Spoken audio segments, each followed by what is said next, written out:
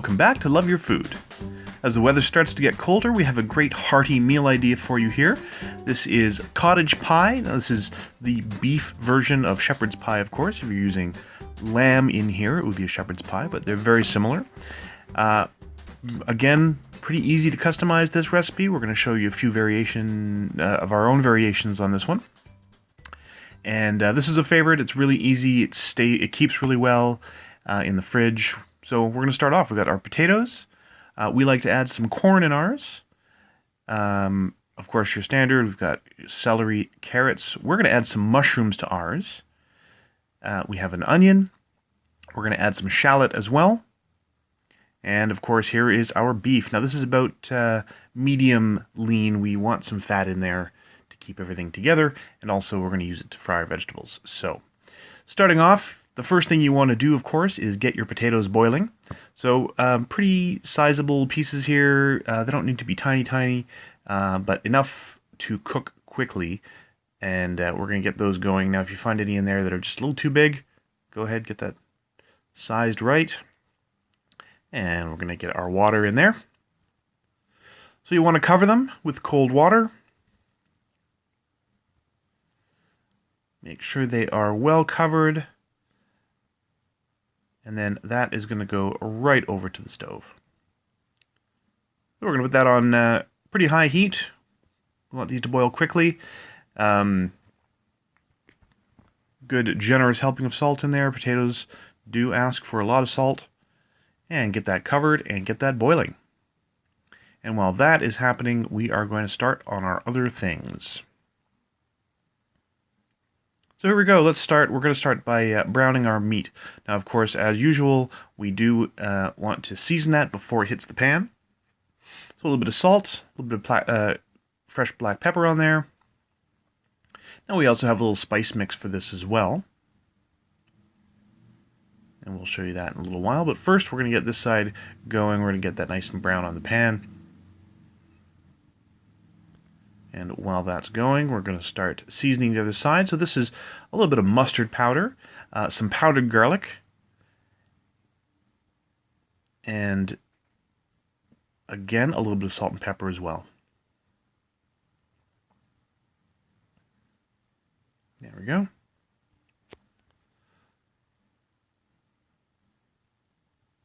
So we're going to get that browning in there. You do want to break it up a little bit now. And get that side nice and brown. If you don't season your meat before you start cooking with it, your end result will not end up as flavorful. You really want to get those spices infused in your food. You really want to wake up the flavors with a little bit of heat in there as well. So while that's going, we're going to start preparing our vegetables to go into that pan as well. So we're going to chop up our carrot. Now these can be a little chunkier or a little smaller depending on the texture you're looking for in your final result. We're going to actually cut these slightly chunky. They're not going to be tiny, but they're also going to be small enough that they're going to cook fairly quickly. So here you can see Chef Caleb just cutting those into quarters. And that's it for the carrots. The shallots, we do want those to cook a little faster. So we're going to cut those a little finer. But they don't have to be super finely diced or anything. They don't have to be tiny. The onion, we're just going to give a nice regular dice on the onion.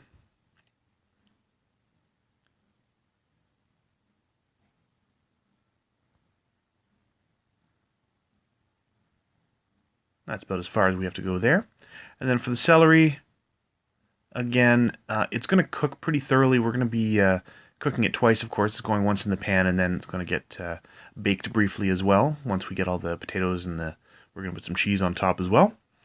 So, again, fairly small for the celery, but not finely diced or anything like that. It is going to have a little presence, a little bit of texture in the final product.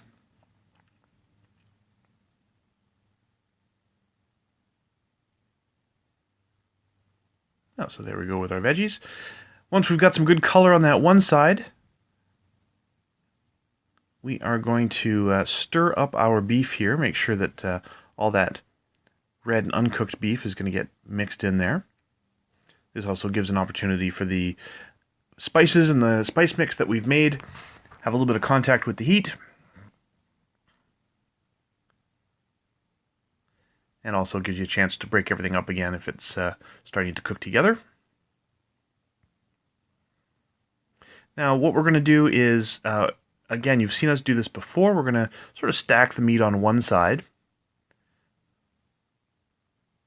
And we're going to use the fat that comes out of it to cook our vegetables. So you can see there we're getting some of that nice fat coming out, some of the fat that's rendered out of that beautiful ground beef. And we're just going to pop our veggies in there. So in go our carrots, the shallots, the onions, and the celery.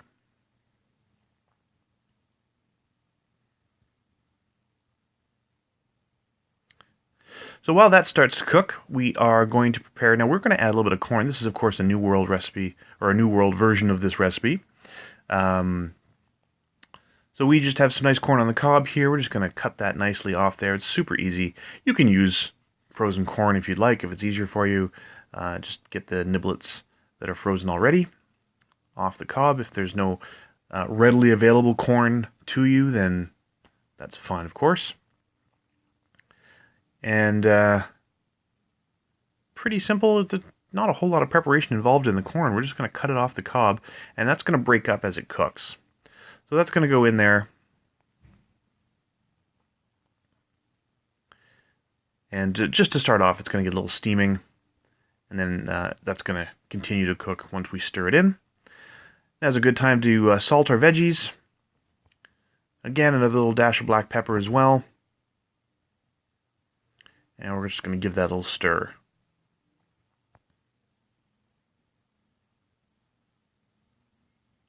Now you do want your vegetables cooked through, and then we're going to mix it in with the meat and let it all cook together for a little while. They don't need to be thoroughly cooked, but they do need to be well wilted. Your onion should be translucent, as well as your celery.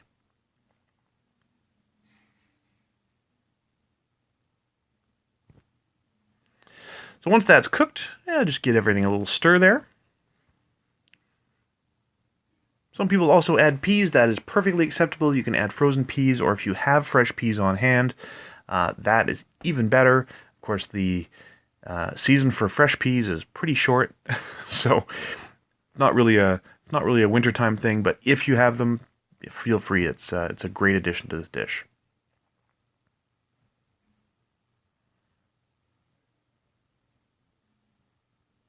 Now, if you want things to be a little juicier, now you could also add something like beer to this. I used to work in an Irish pub where we would add Guinness at this point. But that is entirely optional. We're using a nice moist ground beef. Oh, here we're going with our mashed potatoes. So we've got butter and cream, of course, for our mashed potato top. And we also like to add a little bit of Tabasco sauce and a little dash of vermouth as well. So we're going to test to make sure that our potatoes are cooked all the way through. You just want that fork to go in and out pretty easily, nice and soft. There is going to be a little bit of carryover, and of course it is going to get cooked again, baked briefly. So drain your potatoes.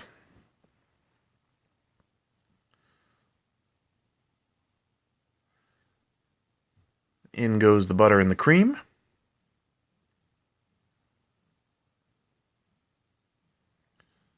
You see Chef Caleb here really likes to get all of that cream in there.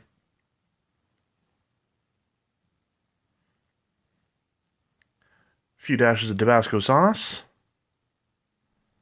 or hot sauce of your preference, and a pretty decent serving of salt, and a little dash of our vermouth. We just like that nice flavor. We're going to start mashing that. Then we're going to add a little bit of pepper.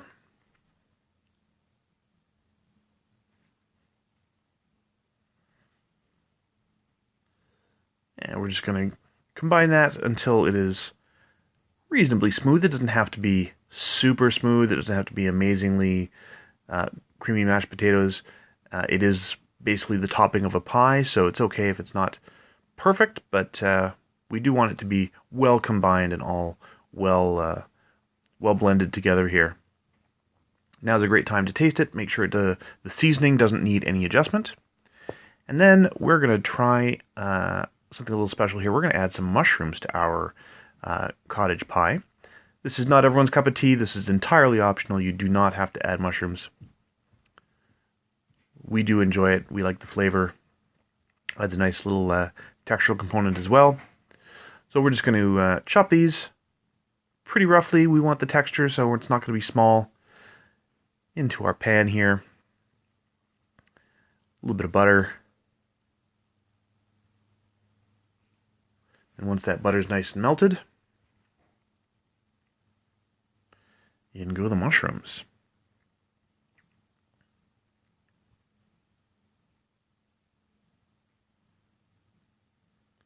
And we're just going to wait until those get a nice little bit of color on them.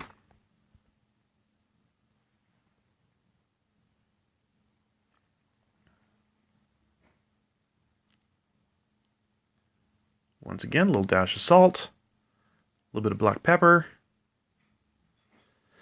So now that our mix is done, we're going to get that into our casserole dish here. We've got our nice, we like the clear one because you can really see the layers in there.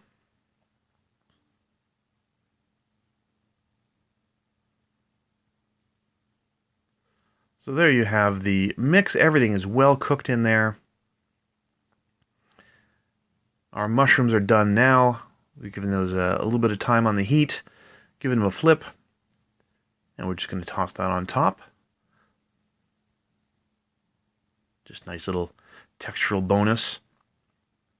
Spread those out evenly.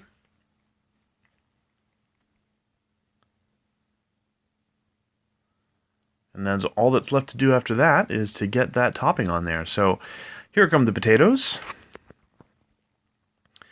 And you just basically want to scoop it all onto your mix there. Now the amount that we've given in the recipe below should be plenty to cover this size of casserole dish.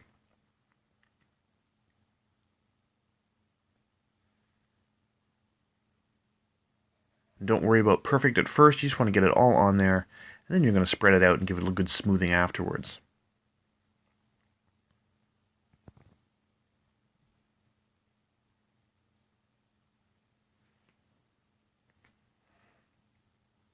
So there you go, you got all of your potatoes on there. Try to keep it off the handle as much as possible. You do want to keep that off the handle. And then just give it a good smoothing, nice spread on top there. Now we do enjoy covering ours with cheese. This is again entirely optional, or if you don't want to use a melting cheese, you can always use something like a nice coating of fresh grated Parmesan on there as well.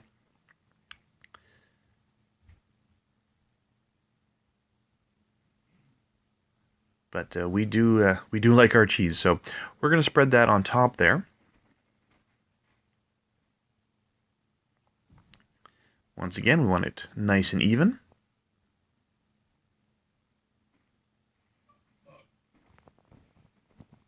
And then that's going to go into our oven. So middle rack at our 375 preheated oven, and that's going to go for about half an hour. If you want, you can always put the cheese under a broiler as well if you want it a little browner. Now ours has come out just about perfect. It's nice and crispy on top. It's not burnt or anything. The browning hasn't really overdone it, but it is great. It's really nice texture. Everything's cooked all the way through. And here we see Chef Caleb's going to divvy it up here for us.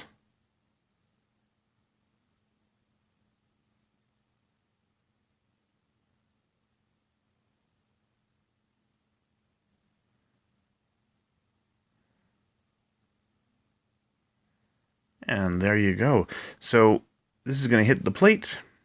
It can be a little bit crumbly. As you can see there, a little bit escaping.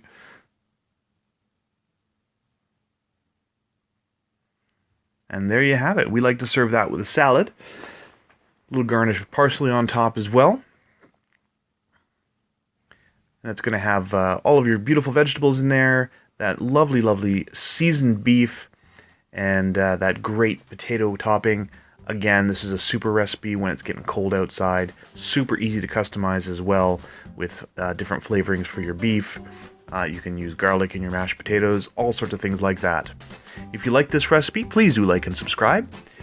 And if you'd like to make any suggestions for recipes you'd like to see Chef Caleb try on the channel, please let us know in the comments below. And remember to love your food.